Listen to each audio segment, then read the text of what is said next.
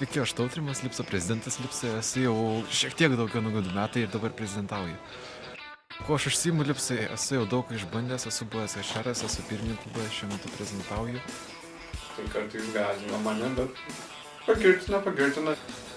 Man Lipsai yra svarbus dalykas, tai dalykas, kur aš galiu išreikšti save ir kur galiu kažką pastatyti. Manau, kad tai yra reprezentavimas psichologijos studentų, kurį būtina kurti ir kuris yra labai geras įrankis mums.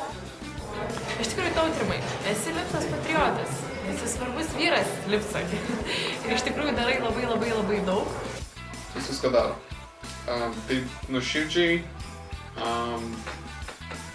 tikrai praktiškai viską mūsų organizacijoj daro.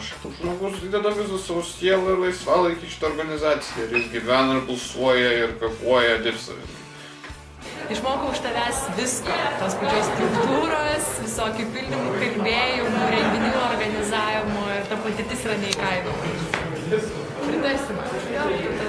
Iš tikrųjų, tai trumpai apie Tautrimą, tai kad aš turbūt nepažįstu jokio kito žmogaus, kuris miegotų, gyventų, valgytų su Lipsa. Ir toks jausmas, kad Tautrimas be Lipsos negali. Ir mes, aišku, negalim be Tautrimo. Tautrimas varo kaip raketa ir kelia Lipsą į viršų.